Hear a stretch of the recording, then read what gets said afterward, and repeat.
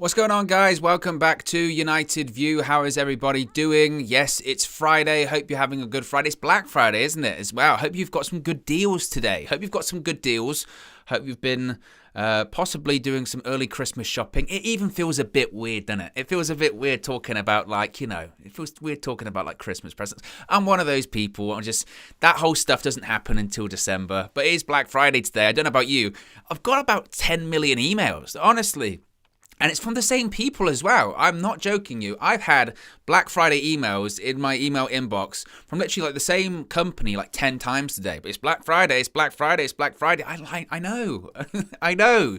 I might spend my money later, but come on, stop asking me. Oh, it's so frustrating. But what we are going to talk about is Michael Carrick. Yes, the Manchester United caretaker manager has just finished talking to the world's media ahead of Manchester United's trip to Stamford Bridge this Sunday in the Premier League. Of course, big game, Super Sunday game.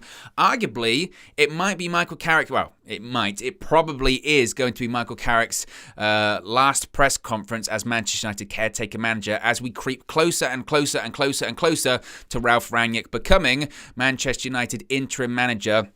We will touch on that. Obviously, we did a big show yesterday with myself, Flex, and KG from the set of Bloods, by the way, which I really enjoyed. I really enjoyed that.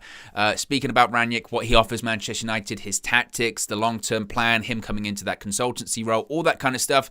More stuff has come out today about his imminent arrival at Manchester United, so we will touch on that after we get through these press conference quotes. So, as always, there is a ton to get into, and as always, you can let me know where you're watching from. We'll get your comments up on the screen.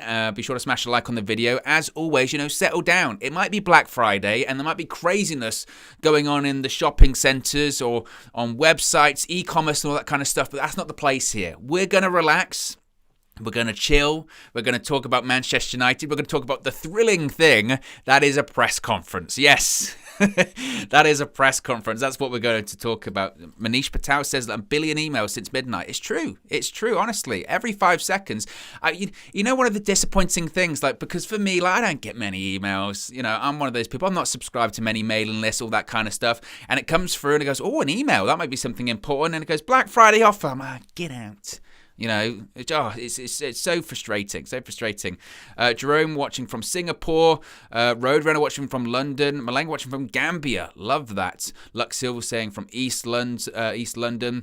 Super Chat already from Red Baron says, I find it funny that Woodward and the Glazers don't want to lose control, but they put themselves in a position where they have to lose control. I know, it's almost Shakespearean, isn't it? The kingmakers, if you will, so desperate to retain control to the point of they've had to abdicate it in the end. It's very Shakespearean. Like I said before, Manchester United at a boardroom level is a bad episode of Game of Thrones in that everyone thinks they're playing 4D chess and it's all shadows and backstabbing and all that kind of stuff, but it's really badly done. It's really badly done, but somehow we've kind of got into this position where we might actually be in a better position going forward because of it. And maybe that's what it takes. Maybe it does take to sink to a new low before you can rise like the proverbial phoenix out of the ashes and once again become a giant football club. Maybe that's what it takes.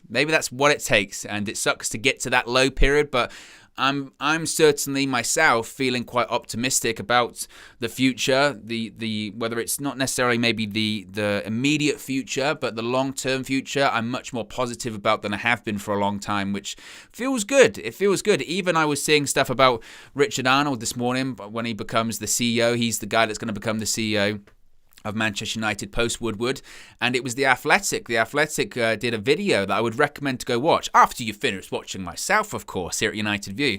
But they did a video and they spoke about how Richard Arnold has basically already held his hands up and go, look, I'm not a football guy. I don't know a lot about football. I know a lot about business, but I'm not going to sit here and pretend that I'm this big football guy, this big football expert. So I'm going to delegate. And one of the things I'm going to delegate is giving some of the football decisions, the major footballing decisions, I'm going to give them to football people like Ralph Rangnick. And it might be press, it might be spin, it might be PR, it might just be a case of the Glazers and that board trying to win fans over to the idea of having Richard Arnold as the CEO. But there's certainly things we've never heard from Ed Woodward, ever. We've never heard Ed Woodward, say, oh, I don't really know that much, so I'm going to give it over to football people, or, my focus should be on the commercial side of things. Ed Woodward's a genius. He's a genius. He knows everything. You remember that first interview he did, like 2013? I think it was on like the side of the pitch at Old Trafford, where he sort of goes, oh yeah, we've got a blank check, but we can do whatever we want. So I don't know, but I'm feeling good. I am feeling positive, and it's nice to feel positive. It is nice to feel positive. Josh Lewis as well. And I will get into the press conference, by the way. But these are what these press conference streams are like. Sometimes they are so dry that you have to have a bit of fun. And that's what we try and do here at United View. Have a bit of fun. Let's make this a bit of a relaxed, sort of conversational environment as we get through these quotes. But Josh says there, Murto has made better decisions in 2 weeks into his role than Ed Woodward has in the last 8 years. Well, Murto's been in there since earlier this year. When was he officially put in that director of football role? I'm not really sure, but reportedly, you're right, Josh, he was a big proponent of getting Ralph Rangnick in, not just in the short term, but in the long term as well. You have to give him credit. If we're going to criticise, we should also praise when they get things right. But the press conference. Michael Carrick, the caretaker Manchester United manager, spoke to the press ahead of the Chelsea game at the weekend, probably his final press conference.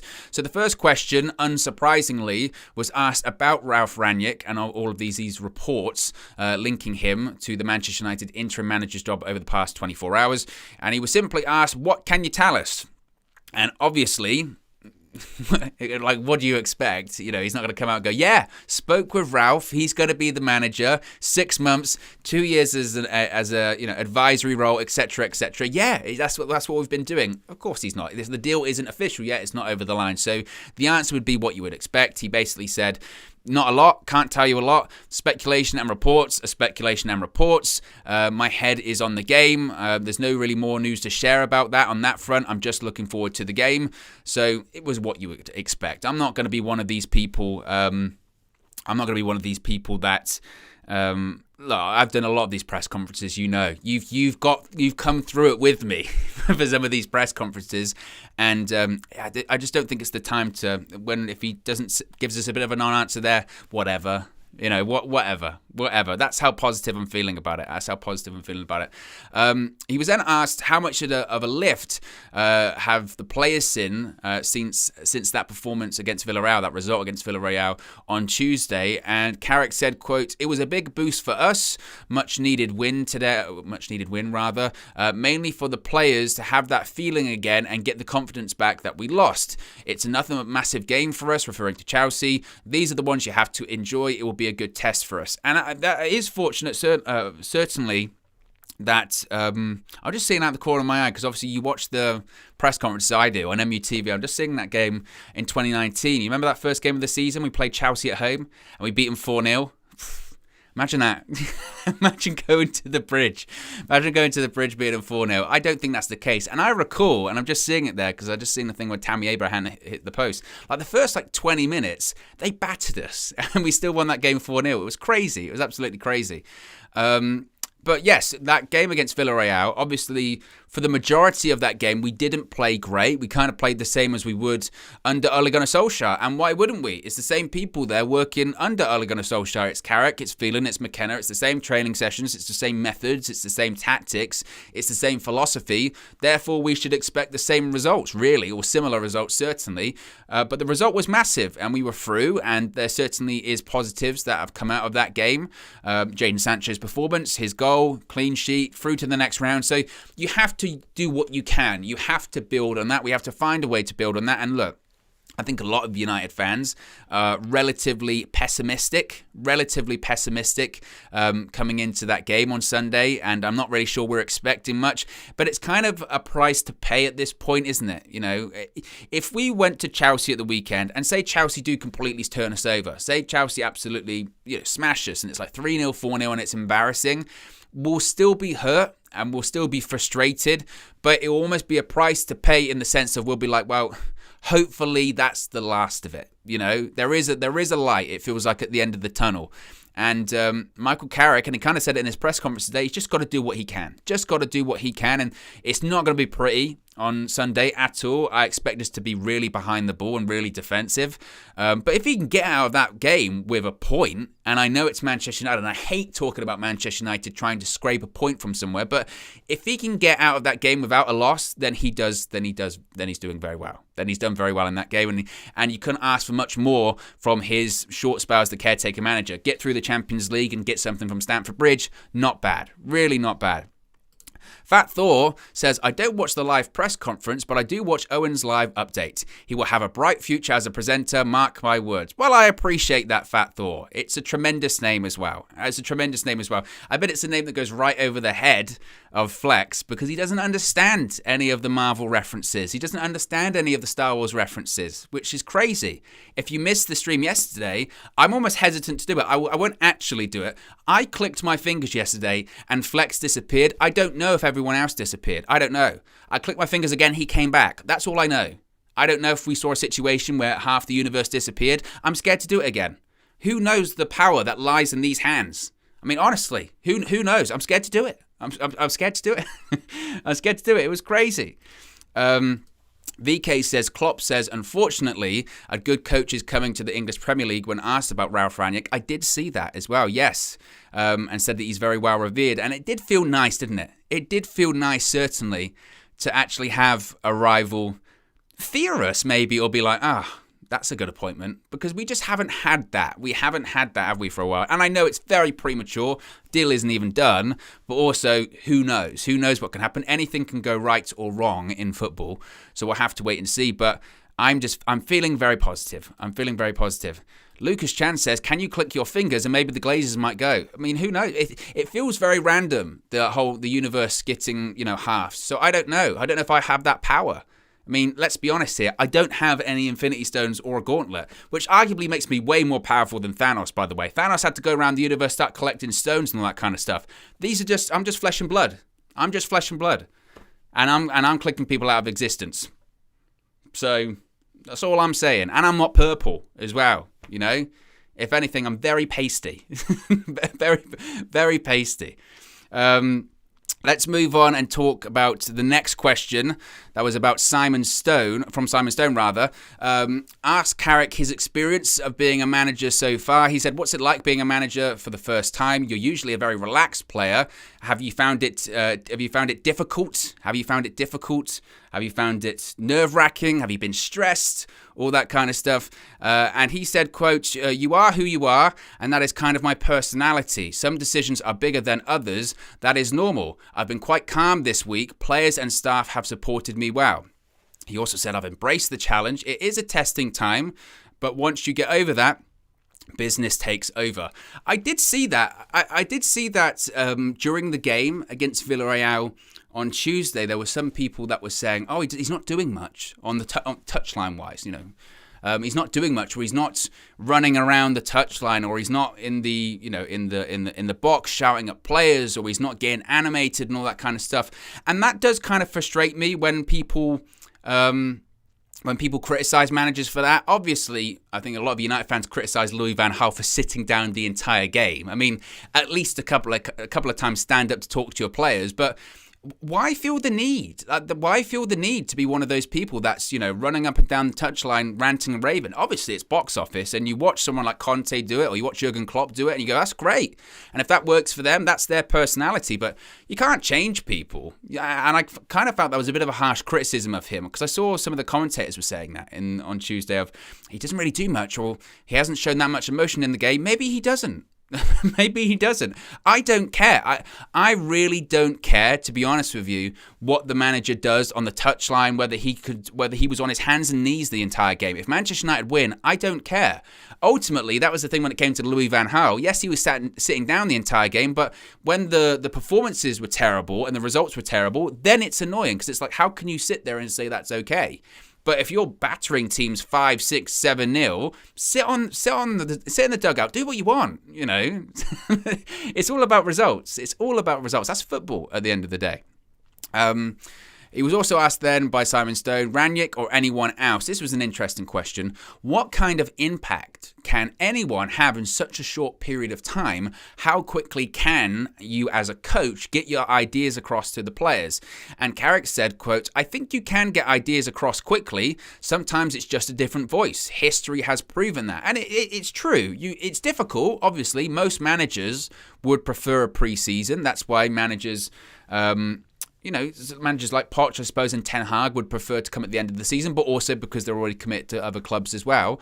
And lots of managers would prefer not to come in the middle of the season because, again, it's difficult. It is difficult to get your message across. Certainly at a club like Manchester United or one of those bigger elite clubs, because you're playing all the time. I did see Jurgen Klopp when he was praising Ralf Rangnick say this today of, it's going to be tough to get your ideas across just purely because you're just not going to have the time, especially in general in England, right? It's game Saturday or Sunday, Wednesday, Tuesday, and then again, repeat, maybe even another game at that point. Certainly in the pandemic era, we were at a point where it was 3 games a week. It was madness, 3 games in 7 days. It's tough. A lot of the time, the players are just going to have time off or just recovering because there's just so many games. So that is certainly difficult. But you can still talk to players. You can still try and implement a philosophy. And let's face it, these elite managers find a way. It's all about finding solutions to the problems you have. Nothing is ever perfect. It's how you can adapt to these situations. It's how can you effectively get your message across? I, like probably many of you, have been watching all of these Ralf Rangnick videos. I feel like KG, watching all of these compilations on players and managers. But he said it in one of them. It was that talk he did at Wembley with Dave Jones. And he was saying that the best managers have a vision of the game in their mind. And what really separates, the real good managers from the elite managers is the ability to get that picture, that message in their mind across to the players. How can I translate this into the minds of my players? And he said that was effectively done by motivation and communications. And I was just, I loved it. I loved watching that video. I loved it. I loved watching that video. It was tremendous. So I think he's right, Michael Carrick, when he says that. You can get ideas across quickly. I mean, he's right. History has proven that because look at Thomas Tuchel at Chelsea. He came in December last year, won the Champions League. And I mean, they lost very few games last season. Ultimately, they nearly bottled it on the last day of the season in qualifying. If it wasn't for other people dropping points like Leicester, then they still would have qualified anyway because they won the Champions League. But history has proven if you've got the players there, then anything's possible. If you've got the players and you've got the right coach, anything is possible, even in short periods of time. And he'll know that. He's an interim manager. He wouldn't have taken the opportunity to be an interim manager of being like, it's going to take me 2 or 3 years to get this team right. He's an interim manager for the reason. He knows that. He absolutely knows that. And I think Carrick's right. You can get your ideas across quickly. That's what separates the great coaches from the not great coaches, I guess. Ray's says, as a fan, I'm worrying about everything, doing my Glaciers, everything done, but then didn't last for long. Still, as a fan, I'm hoping we're going to rule the Premier League again. Well, we all hope that we're going to be challenging for Premier League title. It's not going to happen this season, certainly, but we'll have to wait and see. Adam raises a good point here. Will injury rate go up with this higher intensity of play? Maybe. It was a problem for Liverpool initially under Klopp. Still was arguably a problem with Liverpool today. The positive thing is that we have a bigger squad. We have a bigger squad and we have players that haven't been playing. So to play that high press style, you need a big squad and you need a manager that's willing to rotate. I think the one thing that certainly I do think about is when it comes to Klopp's first time or first sort of period at Liverpool, and he was coming in, let's face it, to a far weaker squad than Ralf Rangnick is coming into. But it was just chaotic. It was very chaotic the way they played. They'd score like 5 goals, but they'd concede 5. And like you said, they'd have injuries. I think the positive for us is that we do have better quality in that squad. Are they best adapted to a pressing style? We'll touch on that because it was asked. And Blue Dabadee Dabadai says, any news on the Varane injury? There wasn't actually. There was not a question about the Varane injury, so we don't know. They did mention team news, but Carrick didn't mention, so we'll have to wait and see. We haven't really heard anything. I feel like he probably won't play. I don't know. Maybe it's a case of because Maguire's suspended that if Varane can play, he will. I don't know. We haven't really heard anything at all. We really haven't. Neil Curtis asked the next question and said that Jadon Sancho saw one of his best games in a United shirt on Tuesday, arguably his best game, actually. He says, what can you get out of him? What sort of player will the fans see going forward? This is what Carrick said, quote, he is a terrific player, Jadon. He is never happier than when the ball is at his feet. That is purely when he is at his happiest. I've seen that in training. The other side is his attitude, work rate. He put in an overall performance. He has got a massive future ahead of him. He was then asked, obviously you've got the best finishers, or one of the best finishers ever in Cristiano Ronaldo. Sancho's creation must be important when it comes to Ronaldo's goal scoring as well. Carrick said, quote, creation in any team is important, and that's why we brought him to the club. There is so much more to come from him. He was asked about Sancho later on, so we'll talk about that as well. But yes, Tuesday, Jadon Sancho did have his best game in a Manchester United shirt, and it was very encouraging. And I think he will be one of those people that will really thrive under Ralph Rangnick. You know, we're talking about players that have the ability to press. Jadon Sancho is that. He is energy. He has work rate. Michael Carrick said that himself. I think he really will be one of these players that will thrive under Rangnick. Obviously, there's lots of question marks surrounding certain players in this gegenpress style, but Sancho is actually one of the players you probably expect to adapt the best. I, like many people, I don't know if you've seen this on social media, I think it was on, we put it on the United View Twitter last night. It's from an interview that Ralph Rangnick did on the football show, I think on Sky Sports News in 2020, and he was asked about Jadon Sancho, and he spoke about him in really glowing terms, saying that he only expects him to get better and better. He doesn't expect him to decline. You know, he doesn't expect to be one of these players that has all of this pressure and ability now and decline. He says he's got a really bright future. So just hearing that stuff and seeing that stuff, again, really exciting to see. And I agree. I really do think that might have been a bit of a turning point for Jadon Sancho. Now, is Sancho going to play against Chelsea at the weekend and rip them apart and score a hat-trick? Unlikely. But we're starting to see some signs. And maybe, you know, maybe it just takes time. This is still a very young player. I know he's English. But he has spent the majority of his senior career playing in a different league, in a different country. Maybe it does take time to adapt. And obviously, under the previous regime, previous manager, because the same regime is still here right now, it wasn't getting the best out of him. But I'm very excited for Sancho going forward. I really am. Next question was from Samuel Luckhurst, who asked about Romelu Lukaku. He said Lukaku obviously returned to Chelsea in the week after being out for injury. He said to Carrick, previously you were a teammate for one season, and then you coached him for one season. How will it feel reuniting with Lukaku on Sunday? Carrick said, quote, it feels like a long time ago. He went to Italy and did very well and then went to Chelsea. It will be good to see Rom again. He's a terrific footballer, scored goals wherever he has been. If Rom plays, we are well aware of what he brings. So Lukaku, I would assume that he is going to be playing at the weekend. If he played midweek, he will probably play. Obviously, it's a bit of a concern. If anything, though, and I don't mean this to be, you know, let's just bash Harry Maguire. I think Rafael van der Vaart does that enough, to be honest. Have you seen it? It's brutal. Absolutely brutal. Absolutely brutal. But Lukaku is a concern because that defence is very frail. And it's a defence that obviously Maguire's not playing, which again, I don't think is necessarily the worst thing in the world, because Harry Maguire dealing with Romelu Lukaku, I would have major doubts, to be honest with you, about major doubts, because Harry Maguire, you saw it on Tuesday, unnecessarily, he'll just start grabbing people. Or if they're playing with their back to goal, Maguire just gets all involved in that. And sometimes with Lukaku, the most difficult thing is to show a bit of restraint. Don't get involved. Because we've seen what he likes to do. He likes that contact, then he can just shrug you off, roll you, and then he's through. Sometimes you have to be smart with him. You have to think 2 steps ahead of, okay, he's going to want to come in and get physical with me. Maybe I don't do that. Maybe I take a step. And when he's trying to turn, then I get him. Then I meet him. Something like that. And I don't think Harry Maguire has the football intelligence to man mark, if you will, or deal with Romelu Lukaku for 90 minutes. I just don't think he does. I would say Rafael Varane maybe does, but maybe he's not going to play at the weekend. It looks unlikely. He still is an injury doubt. So then that goes to Victor Lindelof and Eric Bailly. Again, I have my concerns about Eric Bailly and Victor Lindelof. Victor Lindelof, part of his problem, arguably, is his physicality. Eric Bailly, physical player, but it's just the case of, can he stay focused? Can he not do something completely erratic for 90 minutes? Can he not make a mistake in 90 minutes? That's the concern, isn't it? So it's a massive threat, but maybe Maguire not playing is actually not a bad thing when it comes to it. A super chat from Hanson with just emojis. So I appreciate the contribution as always, Hanson.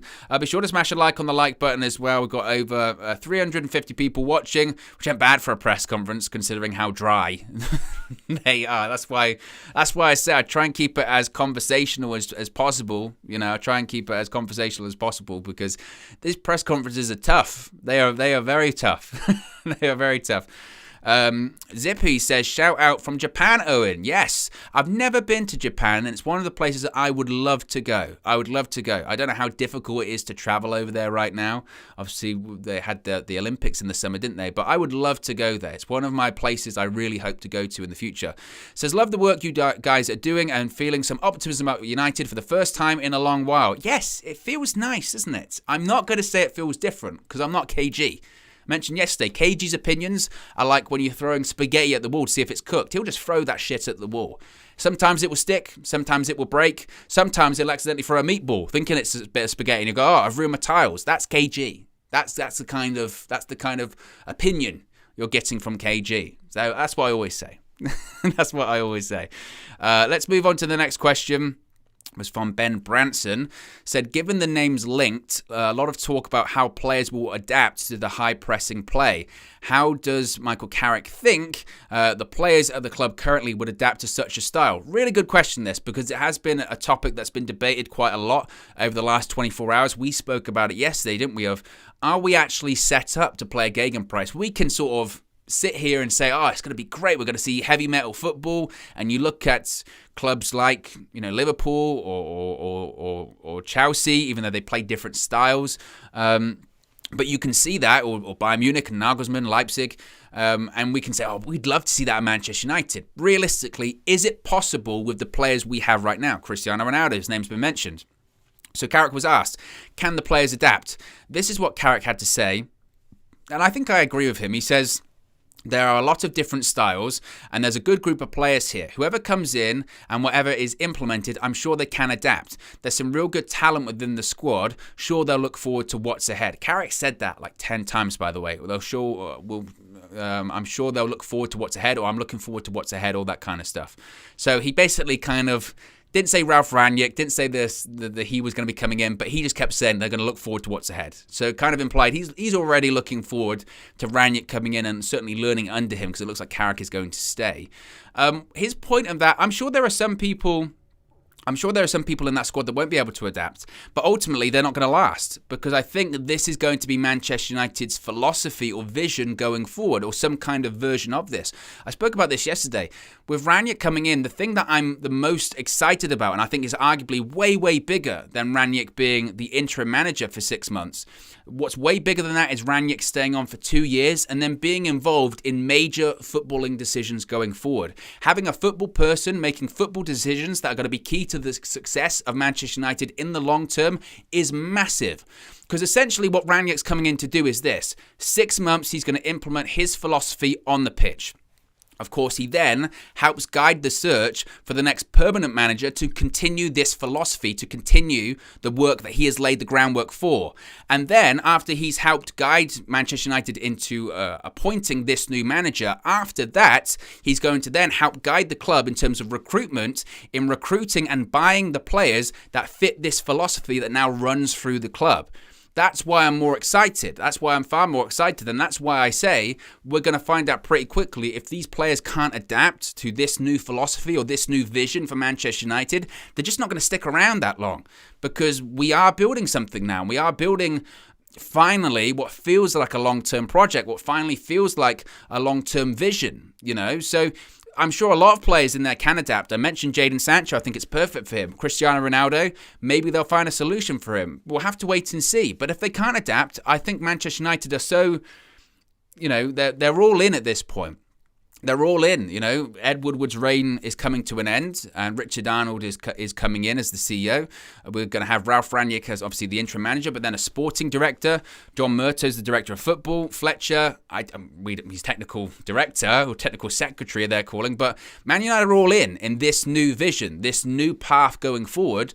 And if the players can't adapt, and that's it. And they'll find new players because that's what Ralph Rangnick does. Some of the players that Ralph Rangnick has found during his career, it's insane, or signed in his career, it's madness. You've got like Kimmich, you've got Firmino, I think Mane as well. It's madness, absolute madness. Some of the players that this guy has signed, of course, Haaland as well. He was instrumental in bringing all of those players in. So not only has he got an eye for talent, he's got a philosophy and he's got experience, as of course in the dugout, but also experience in the executive positions too.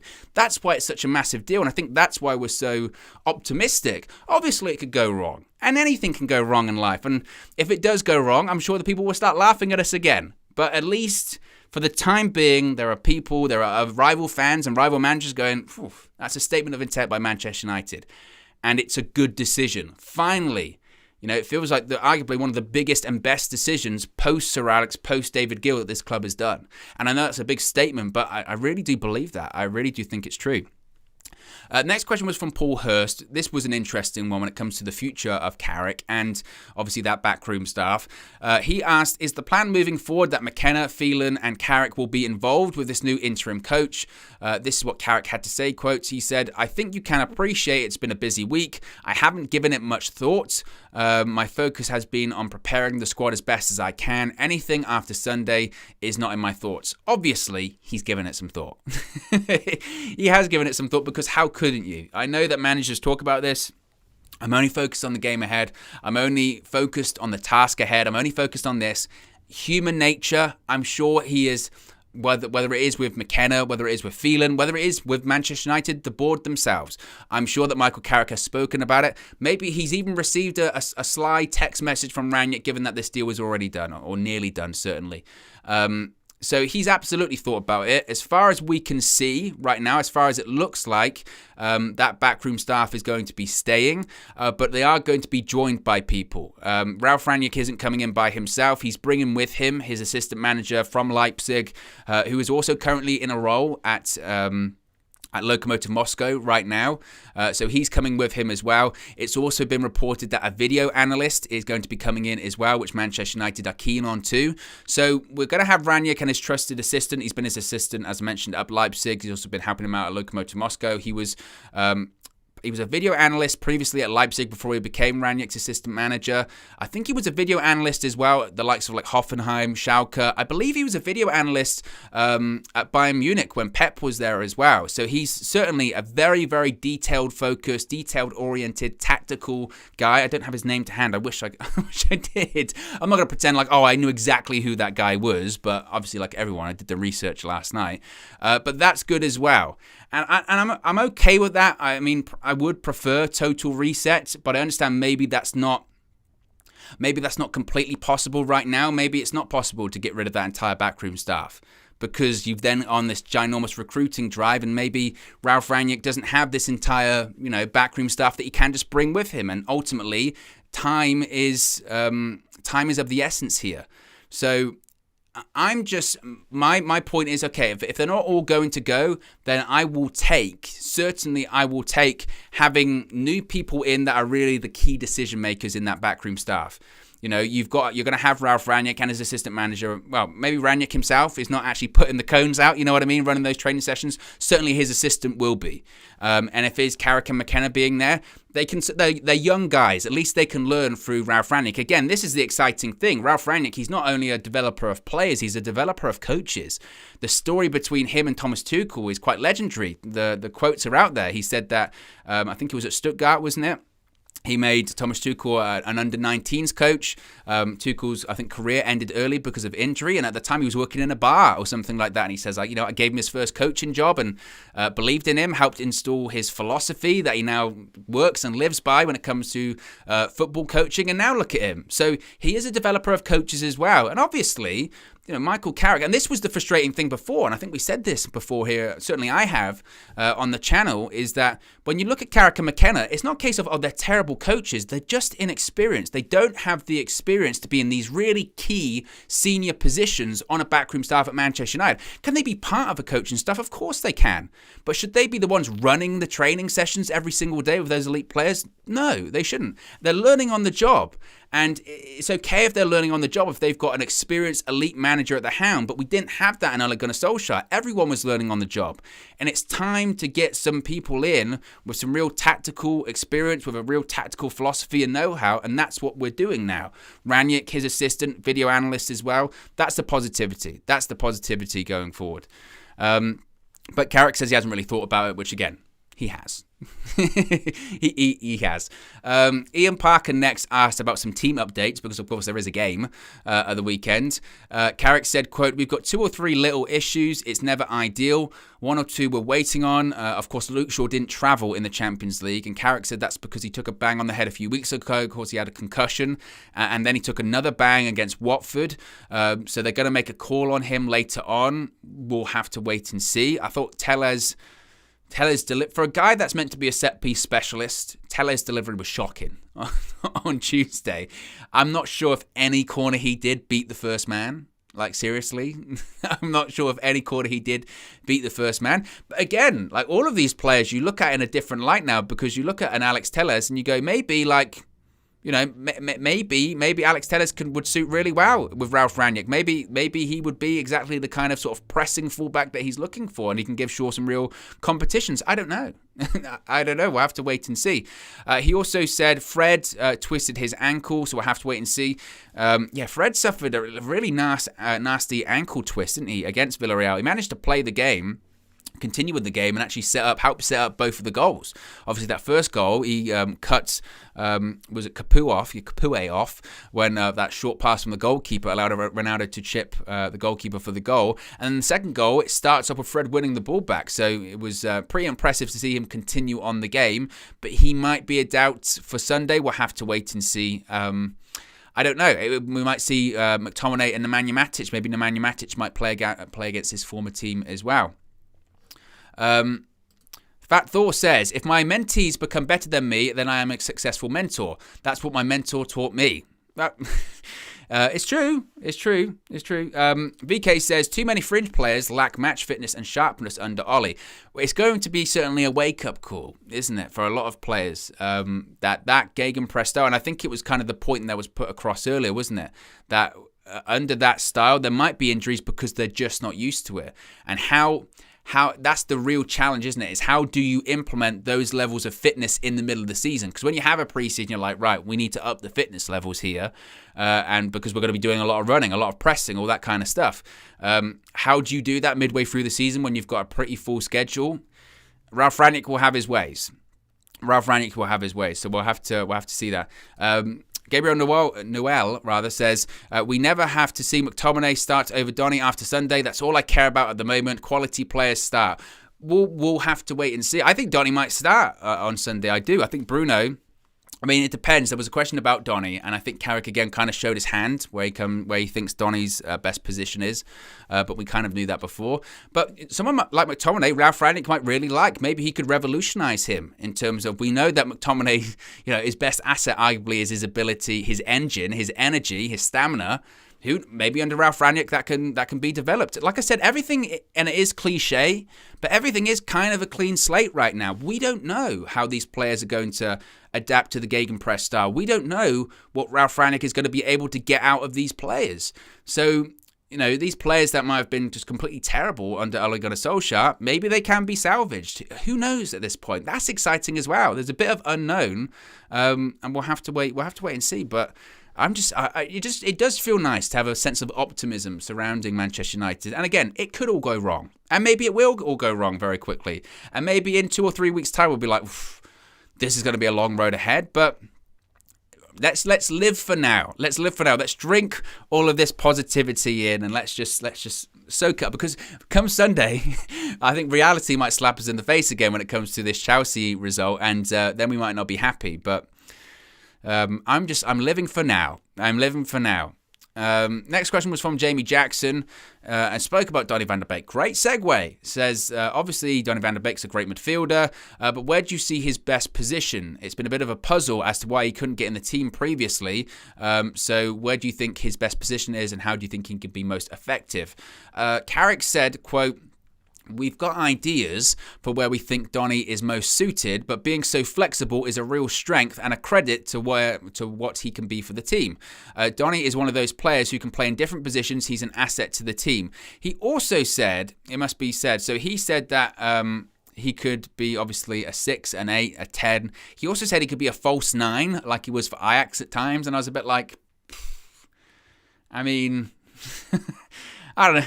False 9, Donny van de Beek. But when Carrick said there, we've got ideas for where we think Donny is most suited, he means the number 10. Because that's where he started on Tuesday. And that's what Ole Gunnar Solskjaer thought of Donny van de Beek. They thought Donny van de Beek is just a 10. He's only a 10. It's Bruno Fernandes or it's Donny van de Beek. That's why Donny used to never play, because Ole used to always play Bruno. That's why on Tuesday, Donny started as a 10. Bruno came on and he affected the game when he came on.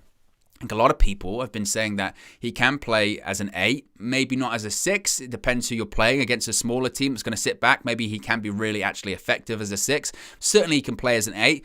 I mean, Carrick has said that he can play in multiple positions, but again, this regime, and again, I think this will change, but this regime thinks that Donny van de Beek is just a 10.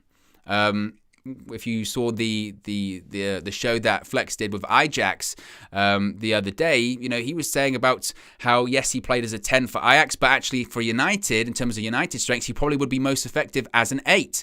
And that's an Ajax fan who saw him play multiple times as a 10, but knows his qualities arguably better than we do, and is saying actually he can be really effective as an 8 for Manchester United. So, But again, it's difficult to say, and this is kind of the running theme, I guess, in this press conference, is they're asking all of these questions of Michael Carrick. How do you get the best out of him? What's his best position? They're kind of redundant. They're kind of redundant because everything's about to change. Everything is about to change. So we'll see. Next question was from Per Carlson, who it did feel quite strange, it must be said. And Per's obviously been on the channel. Flex has spoken to him a few times, and I think he asked great questions. I really did. Certainly towards the end of Ole Gunnar Solskjaer's reign there, I thought he asked great questions, some more difficult questions that maybe other journalists weren't really willing to ask. But it did feel quite strange, Per sort of not doing the Norwegian hello and all that kind of stuff. I was like, oh, really end of an era. Certainly end of an era. He spoke, I said, obviously there's lots to talk about the new manager, but obviously Norwegian journalists got to talk about Ole. So he said, how much of a starting point will Ole's foundations give Manchester United? Carrick said, quote, "One of the biggest things during Ole's time here was the stuff that people don't see day to day. We were improving, finished well last season. Everything else can get overshadowed, but it's all still there. Whatever happens next, it's a great starting point." I think when it comes to Ole Gunnar Solskjaer, it's over. It's over. So there's no real need to dig him out anymore or that much, because I think everyone really got what they wanted in the end. What I will say is obviously he did leave the club, and this is kind of the frustrating thing, I suppose, is that had he left earlier, or had Manchester United made the decision earlier, you could absolutely say he left the club in a better position than they were in previously. There is an argument to be made that, it's kind of similar to the end of Mourinho's era. Certainly less toxic, but there is still toxicity there, just different kinds of it. Have there been improvements under Ole Gunnar Solskjaer? Of course there were. There were improvements. We have a better squad. We certainly have a better infrastructure and foundations. I just don't know if I necessarily think foundations have been completely laid, because Manchester United have gone in a completely different direction. I mean, a complete opposite direction than they were under Ole Gunnar Solskjaer. Have foundations been laid slightly, but if you had these great foundations laid, would you do a complete U-turn and go in a completely different direction for the entire club and certainly the philosophy of the club and all that kind of stuff? I don't know if you would. So I don't know if I necessarily completely buy into that one. But again, the Ole thing, he's now the ex-player, the legend once again. And that's what I'm going to remember him by. Next question was from Laurie Whitwell, of course from The Athletic. Said, how much have you been kept in the loop when it comes to this new manager search? How much can you learn from them? And how much can you help the new manager? He said to be sitting here and thinking about that would be looking too far ahead. He said his thoughts are just about the game. It has to be. He's laser focused on the 2 games and challenge that faces him as a group. Can't get distracted by too much else, and the rest will take care of itself. So as you would expect. As you would expect. Michael Gray with the next question, with the penultimate question, said that once again, Jadon Sancho had his best game against Villarreal. He said, is it something that you've said or something that you spoke to him personally about, or a new role or new instructions or whatever that's helped this change or helped that performance against Villarreal? Or is it just taken time for him to settle into the new club? Carrick said, quote, sometimes it takes time to adapt. He's a younger player at a big club, new league. It's not easy to hit the ground running. We were well aware of that. We believe in him. He's got a great chance. Not surprised by what he did the other night. So he was really big to, big up Jadon Sancho. He was hyping him up a lot in this press conference, and as he should. I mean, we bought him for 75 million. This is a guy that does have a lot of expectation on his shoulders. Maybe too much, but I guess that's the price tag. He's always going to have that expectation on his shoulders, and we were really excited. We pursued a guy for 18 months as well, so there is going to be expectation on his shoulders. Have his performances been necessarily bad and terrible and all that kind of stuff at Manchester United? You could argue that the previous, manager just wasn't able to get the best out of him, or wasn't playing him in, it was confusing at times, the treatment of Jadon Sancho. Maybe it does take time for him to adapt. I don't know. All I care about when it comes to Jadon Sancho is, one, he's playing regularly, and two, that he's playing well. And if he plays like he did against Villarreal, even in the first half where I felt very poor against Villarreal, he still was a bright spot against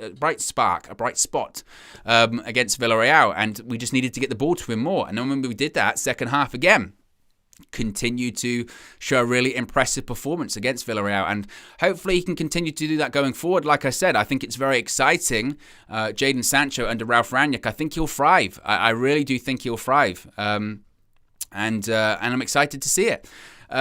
David Lee, of course, moderator, big up the moderators, says, hit that like button, guys, please. Yes, we've got nearly 600 people watching, so be sure to smash a like on the video. Be sure to subscribe, bottom right-hand corner.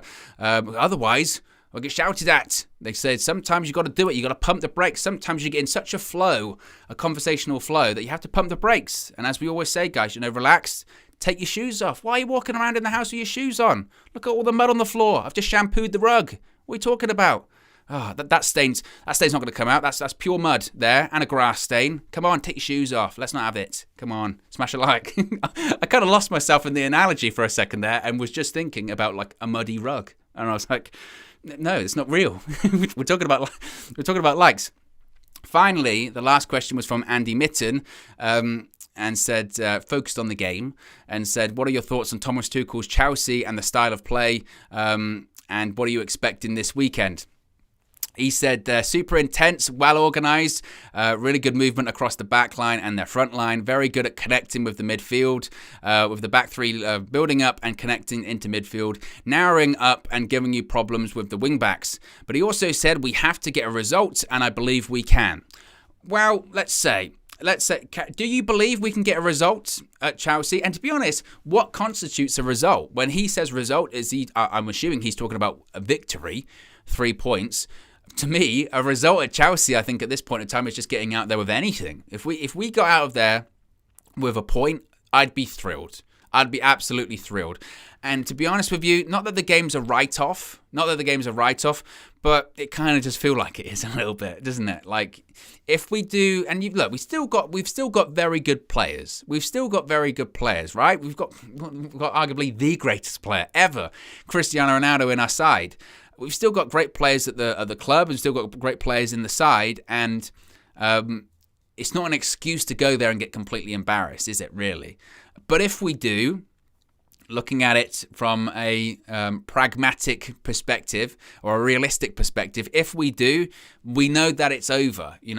Change is coming. The winds of change are firmly blowing right now, and hopefully it's going to lead to something very positive at Manchester United. So the game's not a write-off, and hopefully, again, we can get something out of the game. And I think if we do, Michael Carrick deserves a huge amount of praise, in the same vein that he deserves praise in the week for getting a result in what was a game that, again, I don't think many people expected that we were going to get a result from, to be honest with you. Going into that Villarreal game, I think a lot of us were very pessimistic. I thought, oh. And I worried because I was thinking, are we going to get out of the Champions League group? It's an easy Champions League group. We should be getting out of it. But considering the chaos surrounding the club right now, who knows if we even will. So to get out of there with a 2-0 victory away from home in the Champions League, clean sheet, into the knockout stages, I think we're going to finish first in the group as well. Can't ask for much more. And if he gets out of Stamford Bridge at the weekend with a point or with something for the new manager, the new interim manager, Ralph Rangnick, to build on, then he's done a very good job, and he would have to be commended for that. Do I think he can do that? I don't know. I mean, it's only really been City that have really been able to cause Chelsea big problems this season, really. I mean, when they played Liverpool, they went down 10 men, didn't they? And that's how Liverpool kind of got back into the game with the handball stuff. So I do have my doubts. I really do have my doubts, but who knows? Who knows? But certainly, look, even if he does, this is the positive thing, isn't it? Even if he does, if he was to somehow, a miracle, get a victory against Chelsea, we wouldn't be going, look, forget Ralph. Forget him. Forget Wreck-It Ralph. We've got Carrick to the end of the season. Ollie Ball's here to stay, all that kind of stuff. No. Everyone would be like, that's great. You've given Ralph a platform to build on. That would be great. And it looks like, again, Carrick is going to stick around. And maybe that's the point for Carrick. You know, he's got something to prove as well. He wants to prove to his new boss, despite him being interim, but he's going to be staying at the club anyway, he wants to prove to Ralph Rangnick, look, yeah, I can be a great coach and I can really be an asset to you and to Manchester United going forward. Look what I did. I got us through the Champions League. I also defeated Chelsea or got a point against Chelsea when nobody thought I would as well. Prove yourself, you know, and that's what I'd be saying to the players. I would, because we don't know if this Rangnick announcement is going to be made before the game or afterwards or anything like that, but that kind of would be the message to the players. Certainly would be, look, there's a new manager coming in. You know he's watching, and he's already assessing things because he's not going to have a ton of time to come in on the training pitch and assess all that kind of stuff. So you know he's watching right now.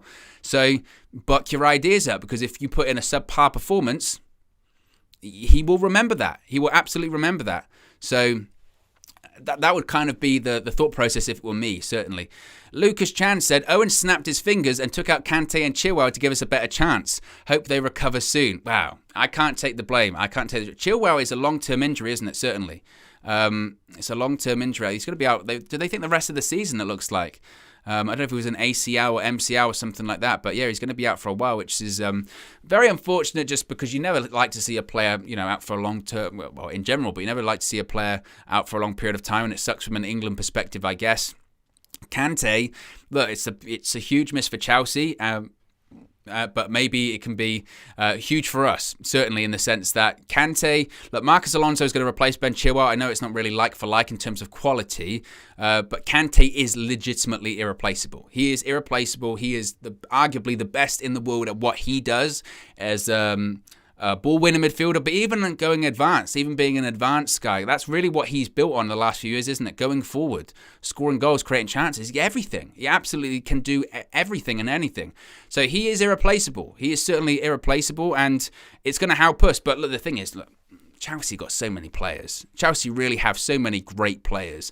They will miss Chilwell, they will miss Kante, but they've got a lot of really good players to come in, irrespective. So we'll wait and see. But Flex did do a match preview. It's already up with Chelsea Fan TV, which is a great watch, actually. So be sure to check that out after we finished up here. But yes, quickly, because I don't think I've got you guys' opinions before the game, and I'm not sure if I will. I know we're going to be doing something tomorrow, but I don't know if I will. So what do you think? What do you think when it comes to a scoreline prediction? Let me know your scoreline prediction. We'll get a couple of scoreline predictions in before we wrap things up here. Myself, if we draw, I don't know. Just really, thing is, I like to be as honest as I can with you guys. Do I really think we can nick a draw? Honestly, in my heart of hearts, I would say no. I do think Chelsea will win this one. United, maybe it's a case of just trying to keep it respectable. Like I said, I think we'll be quite defensive. I do think we'll get a lot of people behind the ball. And we'll see what happens. We'll see what happens. Maybe we get a set piece. Maybe Alex Telles does actually get it in the box if he's the one delivering it. Maguire's not playing, so he's not going to be the one headering it over the bar because he doesn't score from corners, even though that's meant to be one of his trademarks. Maybe it's a Bruno free kick or a Ronaldo free kick. Maybe we get a penalty. Remember when we were like Penandes and all that kind of stuff? Penaldo? We haven't had a penalty for a while, have we? So maybe we need another one or something like that. But maybe that's the game plan against Chelsea. Maybe Again, if Ralph Rangnick, even if he's not confirmed, maybe Rangnick's already pulling the strings. Maybe he's this master puppet master, you know what I mean? Maybe he's already calling up Carrick and saying, look, this is what I do. This is what I'm saying you should do. Do this, do this, do this. I know I'm not on the training pitch right now. I know maybe I'm still in Russia or wherever I am, but do this and maybe we'll get through the game. So who knows? Maybe Rangnick's already calling Carrick. Super chat from Kevin says, next interview so far this year, Klopp said that United will be organised now, and that's not good for the league. Absolutely, I saw that. Appreciate the super chat. Adam says he's in England. Is he actually in England? I know he flew into England on Monday, didn't he? I'm not sure if he went back or anything like that, because I thought they played... Lokomotiv Moscow played Lazio last night. I don't know if that was in Italy or it was in Moscow. I know they lost, I think. And I think he was at that game. But I don't know if he's back in England. I know he was there on Monday, wasn't he? But we'll have to wait and see. But let's get some of these predictions up before we wrap things up. Marky says 4-0. Martin says, I'm assuming you mean Chelsea or United. Maybe. Martin says 3-1 Chelsea. Baker says 3-2 United. David Lee says 3-1 Chelsea. Ahmed says 0-0. Imagine United actually kept a clean sheet in the Premier League against Chelsea of all people, and we got a 0-0. Could you imagine? Lamin says 1-0 United. Z Good says 2-1 United. I think we'll win. This is the good one. Yeah, 6-0 Manchester United. I like it. I am, to be honest with you, what is that I'm smelling? It's a kind of a whiff of sarcasm about that one, Space Tacker, but we'll have to wait and see. About that one. Anyway, guys, look, we're going to wrap it up there. As I mentioned, have a good Friday. Those that celebrate, of course, it was Thanksgiving yesterday, so I hope you had a great Thanksgiving, and I'm not sure what the holiday period is like for Thanksgiving. I've never celebrated one actually in America or anything like that, but I'm assuming you would be celebrating the holiday weekend. So I hope you have a great holiday weekend if you are celebrating Thanksgiving. And like I said earlier on, it's Black Friday. Go out there, grab yourself a bargain. Maybe Christmas shopping starts now. Who knows? Anyway, guys, have a good Friday. As I mentioned, I certainly will see you Sunday for all of the match day stuff. Of course, as always, we're going to have the road trip. We're going to have the match view with KG, match reaction with myself and DJ, all of the fan views, all that kind of stuff. So very exciting time to be a Manchester United fan. And I can't wait. I'll speak for you again very, very soon.